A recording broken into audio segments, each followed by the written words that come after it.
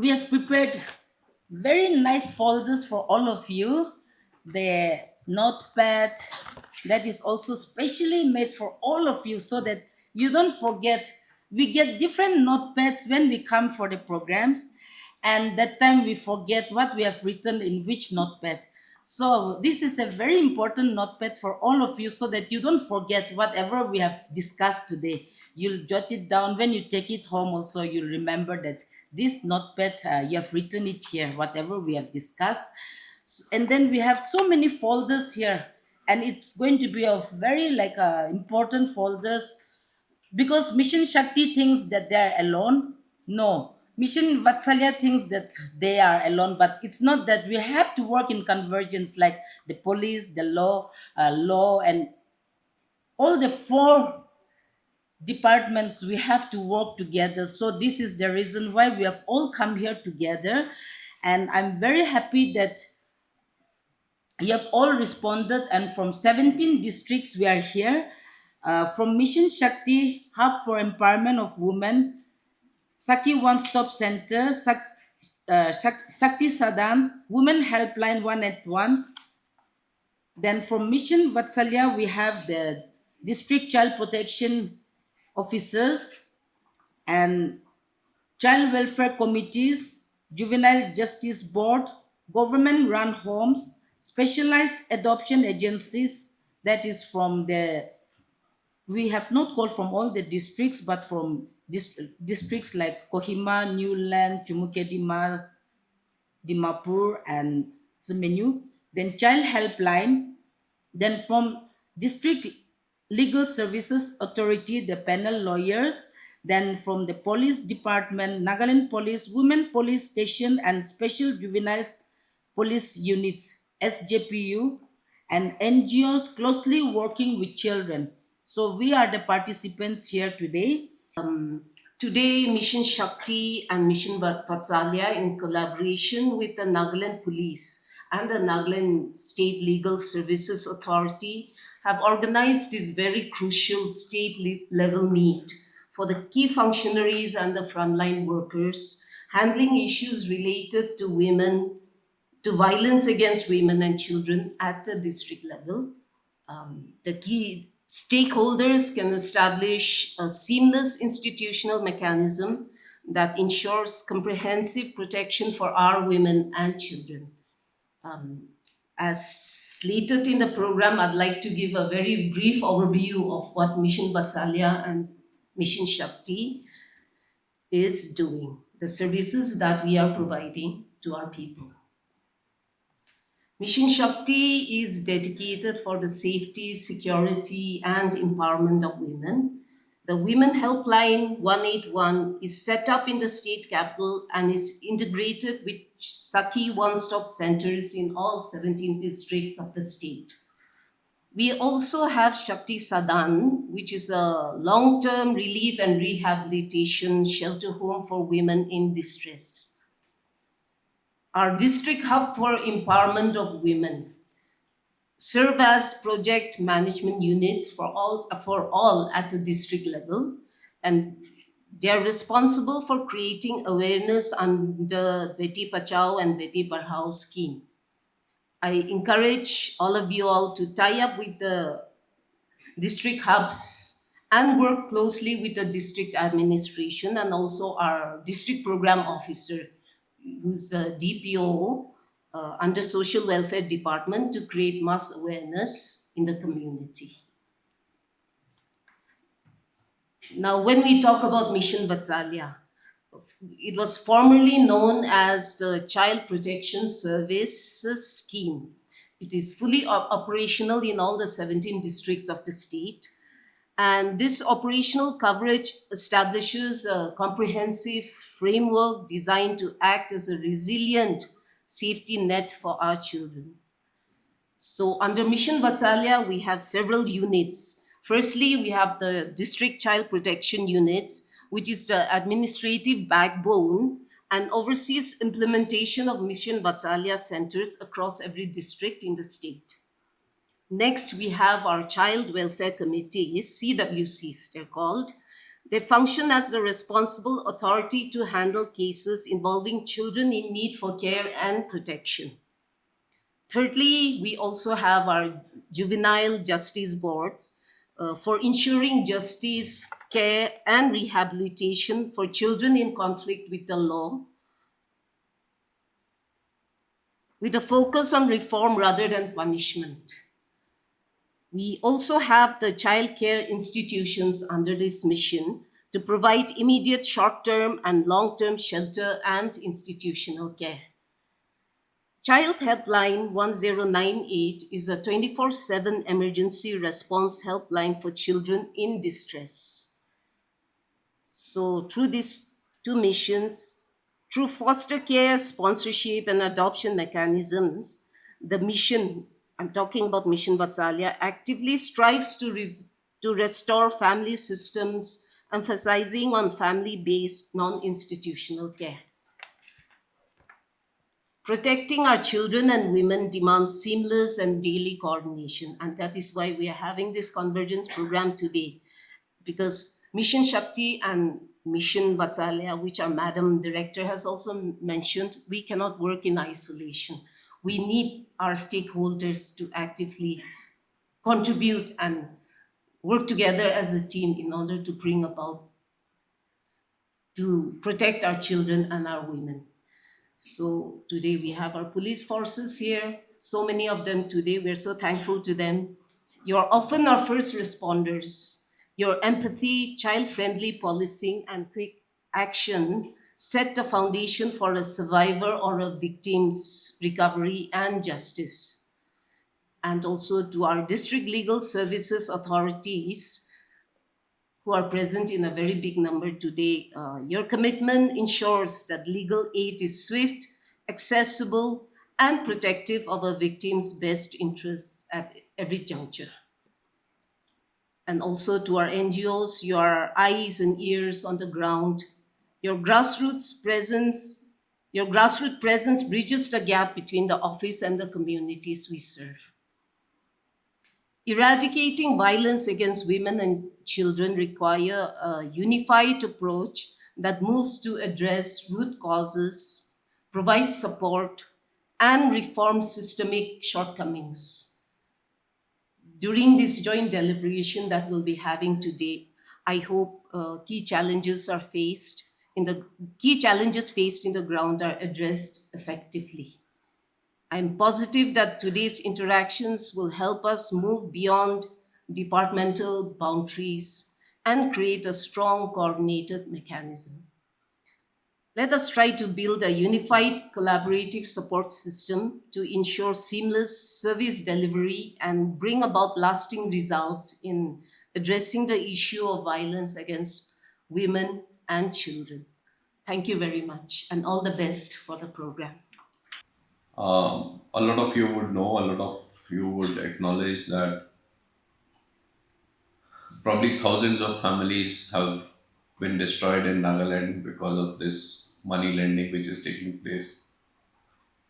Thousands of families. I know for sure that our police people were taking loans at exorbitant rates. It's not just like 1%, 2% per month. Sometimes it is 20% per month. And 20% per month means it translates to 240% per annum, whereas a bank will give you a loan at about 11 to 12% per annum. And then you get into a circle where he's not able to pay and you are sort of extorting money. I think we need to look at this money lenders act in Nagaland not just as a control on illegal or unauthorized money lending, but as a pure case of extortion taking place. Again, this is not the law. This is what I feel, and I think that is pure and simple extortion and not just control over money lending. Police doesn't have direct powers there. There are civil administration officials. I know it's not a competition between civil administration or me or social welfare or women and child welfare and me. What does a civil administration do? Civil administration, again, in all cases, civil administration being more civil than the police, probably being more civilized than the police also in for an ordinary person. It issues an order. The same is the case with the judicial officers. They issue an order, whether it is a summon or a warrant of arrest or an order for execution. What power do they have to catch a person? Probably none. We are the arm of the police to deliver that bad job, do the bad job for the police. So why are we sort of, from a policing perspective, why am I not enabled in the first place to intervene and to act if it is required? The second is the NLTP Act. Again, hundreds and thousands of homes have been destroyed in Nagaland because of liquor consumption. It includes children, it includes ladies, it includes gents, it includes families. Yes, police have some powers, but those powers are restricted. Not restricted, the powers are restrictive in a sense, legally restrictive in a sense, where there are more powers to the director of prosecution and prohibition and all that to the police. But let me ask a simple question. Which is the department that an ordinary man in the street expects to take action on liquor? The single answer, the first answer comes to mind is police. Yes, excise department and the prohibition department are the authorized sort of department. Since I'm in social media, I get the maximum amount of flack from the public for not controlling prohibition in Nagaland. Because I means I as Rupin Sharma and as DGP and as Nagaland Police, everybody expects police to kill na kore. Police chhatru manu kai dhure thake. Police dangal manu kai hath na lagaye. Why? Because everybody expects the khaki or the person in the khaki, that trust is there, that it is their duty. Nobody realizes that their duty stops somewhere or is limited somewhere. Okay. The same is the case with, uh, say, child marriages. I don't think Nagaland will have too many child marriages in the strictest sense of law, but yes, those marriages taking place below, child marriage in the sense that when I talk of the Hindu society or the rest of the country, the parents get children married at a young age. Okay, say they still don't stay together; they stay separately for a while and then they later on join together. So that is a custom in some of the states which was banned. Again, it was not banned because Hindus were good or the rest of the country was good. It was banned by the Britishers because they realized it was bad. The Child Marriage Restraint Act is not an Indian law in the strictest sense that it was enacted by the Indian Parliament. It was the Britishers who enacted it because they felt it was wrong. So this is a small example. These two examples I always cite, whether it was the Child Marriage Restraint Act or the Sati Prohibition Act. From within my culture, my family, my customs, sometimes I don't realize that there are things which are wrong. There is someone outside me who has to come and tell me this is wrong, please change it. You need to change it. And when we try to change that, a new mechanism has to come in. Okay. We have the Women Commission, Child Rights Protection Commission, we have the Juvenile Justice Board. Do you think all of this existed 50 years ago? No, it did not, because the society evolves. The law evolves. Earlier, when we were children, maybe some of you would be my age. Every time we do something wrong, you get a decent beating from our parents. Now that sort of, if you call that child abuse or parental control, whatever you call it, I think that element has come down. It's because people are becoming more and more enlightened that this is not good. There are better methods of disciplining your child, whether it is at school or is in the family, than just beating up. Same is the case between husband and wife. You know, again, husband this within the closed door of a house, the husband and wife, what they do, I think most people hesitate to bring it out into the open. But when it is brought into the open, there have to be agencies to handle it. There have to be people who have to be empathetic to handle it. That is where the role of the various agencies which have been created, or various mechanisms, which is one stop Sakhi or police or anyone it comes in. That is where we have to be sensitive, empathetic, and also where we have to coordinate with each other as to who will be able to handle things in a better manner. Uh, from our side, from the side of police, as I say, within the confines of the current laws, we will be happy to extend all possible help to any agency to do it, whether it is by way of a positive, decent help, or by way of a coercive measure if it is required. Coercive means separation, I mean, maybe arrest in certain cases. We'll be happy to do all that. But I think more and more people need to realize that rather than keeping quiet, it is much better to speak up and bring things into the open.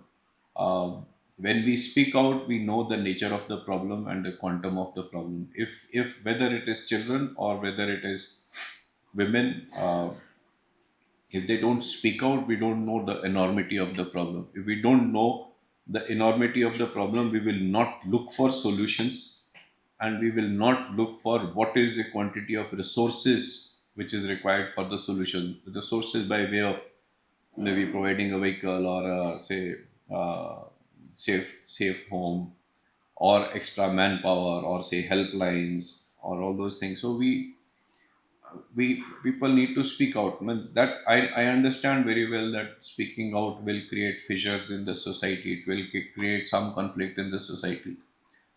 But I think most of this conflict which is created, a lot of it is fairly temporary in nature. Finally, people do reconcile when they realize things. Uh, uh, I sort of haven't been able to understand this aspect of society in Northeast and Nagaland, that a lot of time I've seen the divorce rates are pretty high. Now, whether those divorce rates are high because of domestic abuse or violence, or it is just because of sort of mental and psychological incompatibility between people, these are two different things, but they finally result in a divorce in a family. But the best thing or the better thing is that once they have separated, there is no stigma on both the spouses coming together and leading their own independent lives. And probably a better fallout, an unexpected better fallout is, and mostly the children are not left alone to fend for themselves. There is some social mechanism which comes into play where the children are taken care of. Although they probably may be losing out on the love and passion in the society, of the love and passion in the, or the compassion in their families, but still there are mechanisms which are there, which exist, which handle all this. Uh, as I said, everybody expects the police to work, but police cannot be expected to peep into each person's homes. Uh, on the There is a recent issue, there is a recent circular that we issued based on a Supreme Court direction, repeated Supreme Court directives where the Supreme Court has barred the police from intervening in civil disputes. We've issued a proper, full scale instruction to police officers at the police station level in Nagaland. I think probably we are one of the first states in the country to do it, because we don't want to be seen as recovery agents for either party. Okay. I'm purposefully mentioning this here today. It's probably not a part of this, but since this is a platform where I can speak. So yes, police cannot intervene in civil disputes.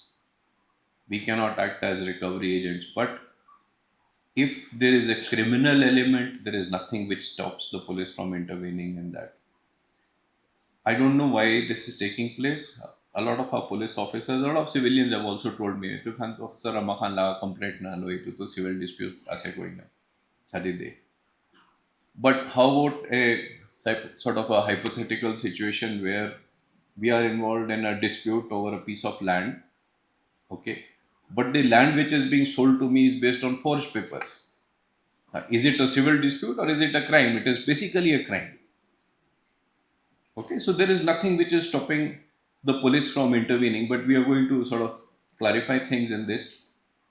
So, with the new criminal laws, a lot of a certain sort of leeway has been created for the police by way of the police being empowered to conduct a preliminary inquiry. Okay, so we will clarify this, but to make things simpler, we have tested something which we hope we will launch it in the next, say, 10-12 days. We've tested a system where we will encourage all members of the public to report all their grievances, whichever they want to, whether it is a civil or a criminal grievance, on a single portal, which will be made open to the to the public. Anyone who makes a complaint to the police, he can track his complaint or the status of his complaint, at what stage the complaint is attended, electronically through a number which is generated for them. Once that complaint comes to the police station, the OC will earmark it, the complaint. I'm saying a complaint, it's not an FIR. My legal fraternity will understand. Some of my police officers understand. I think all of them, they don't. So that's why I'm saying every complaint, every report made to a police officer or to the police station is not an FIR. I would rather call it an incident report or a complaint. It only becomes an FIR once it discloses the commission of a cognizable offense. A lot of people don't understand this. So, what we are encouraging is through this new app or the portal that we are developing, anyone can make a complaint on anything to the police station. Now, whether it is a civil issue or a criminal issue or a cognizable offense or a non cognizable offense, that we will decide. So, how it will work is that complaint or that report, with whatever information the person has, goes to the OC. The OC will assign this work, the verification of this complaint or this report, to one of the investigating officers of his police station. As required by the law, within 7 days or something, the investigating officer will inquire into the report and send a report to the OC. Primarily, he will report on whether it is an offense, whether it is a cognizable offense or a non-cognizable offense or just a civil dispute. Okay. If it is a cognizable offense, the OC and the police station will have no option but to register an FIR. If it is a non-cognizable offense, we will request or we will advise the complainant to go to the magistrate and take orders from the magistrate to tell the police to register an FIR or to investigate. If it is a civil offense, if it is a civil matter, purely a civil matter, we will say we cannot do it, it is beyond us. So this system will be put in place. I'm mentioning this because this will, once this system comes in place, it will have large connotations for almost everybody in the society. Everybody can report whatever they want, but we will decide which one is a criminal case or not. So even all these things like money lending, or all the civil disputes and all will get sorted out. And the beauty of the system is, right from the IO who is going to do the preliminary inquiry or investigate or inquire into the complaint, right from that stage up to the OC or the SDPO and ACPs, additional DCPs, DCPs, DIGs, IGs, and DGs, all of them will be able to see the progress on the investigation or inquiry of all complaints at all times. Okay. So everybody will be able to see the progress of all these things at all times. So I am trying to open the doors of police to more and more people to come and tell me what is happening. I'm not interested in peeping into your homes, but yes, please tell us what is happening. So if it requires our intervention, we will do it. So again, on these child abuse cases, domestic violence cases, cases of murder or rape, normally it's sometimes it just happens in the, what should I say? Uh, it just happens in a fit of anger or a passion or something, all these offenses. In fact, all crimes probably happen. One of the methods is they just happen. You know, you just don't have any control over yourself, whether it is a corruption or it is a rape or a murder or a fight between two people. It just happens. But the other, which is something more important, is something which we can address, where there is a smaller pattern which is developing into a larger pattern.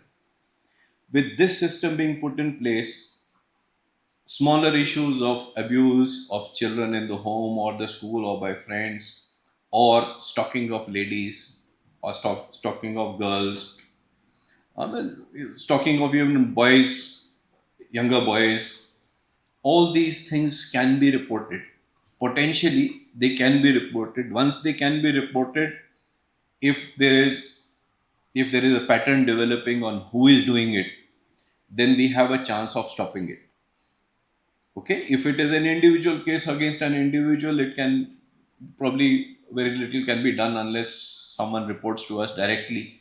But when there are instances where sort of eve teasing is going on or stalking is going on, and the same group of say 5 6 people are stalking, incessantly stopping others, stalking others 5 times 6 times every day, or every 10 days or 5 days we're getting a complaint. So those things which are based on a pattern of behavior by an individual or by groups of people, we can stop that. So hopefully in the next 10 days or so we will have this system, so people will be able to complain to us, make their reports to us, and we'll be able to inquire into them. And as required by the new criminal laws, the BNSS, the the complainant will also be able to download a copy of the inquiry conducted by the police officer.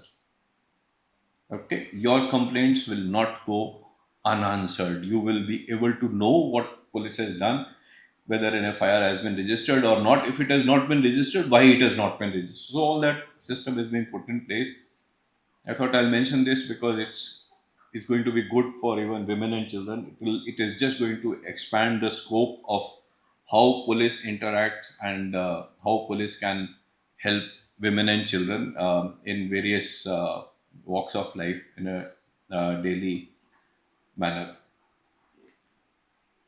Uh, it's one thing to have. I'll just take 2 3 minutes more. It's one thing to have systems in place. It's another thing to have systems working, uh, and working in coordination with each other, where they sync with each other, exchange information, and all. I think,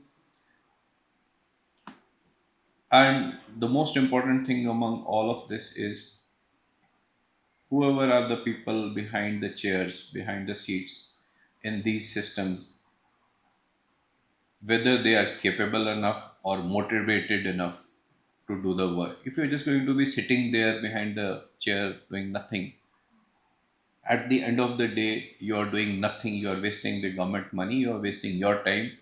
You are betraying the trust which the government or the system has placed on you, and betraying the trust of the public in you, because everybody is expecting you not just to sit there but to do something. If you are unable to do it, if you don't want to do it, I would be very harsh on this, saying please leave that job, don't do that job. If you are a government servant, you don't expect to be in the government. If you do that, you are just going through the motions. Please don't go through the motions. Have that passion in you, that if I'm there for a purpose, I need to be there for a purpose. Last but not the least, as I always keep saying, the role of NGOs, civil society, and the public is huge. It cannot be denied. Okay, we do not want to deny you your space. of having a role in the society. You are a part of the society. But please do not do anything which puts you in conflict with law. Don't take law into your own hands. Okay, you have, for example, a small example, you don't have a right that if there is a rape or a stalking or something which is taking place and it is a cognizable offense, and the village councils or the customary courts in Nagaland have no power to handle it, and you will not bring it to the police station but hand it yourself. Okay, you are committing a crime, you are complicit in a crime, please don't do it. Okay, so when you are trying to intervene in a dispute or something, please look at whether by doing an intervention you are yourself committing a crime or not, you are rubbing yourself on the wrong side of law. In Nagaland, this is one aspect where we have a lot of distance to travel. We have a long distance to travel in this area where we think that my power is immense and I can do anything to intervene, whether it is an individual or a civil society or a union or an association.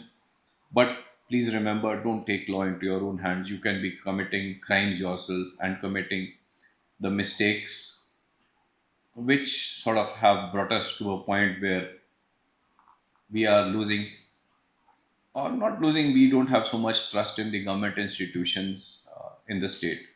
Thank you for a patient listening. Just end by saying that for Nagaland Police, we will be there for every person, every resident of Nagaland to support you, to help you in whether it is crimes against women or children or child abuse or any other crime which is taking place in Nagaland, or you think that there is an abuse which is taking place. Thank you very much. Have a nice day.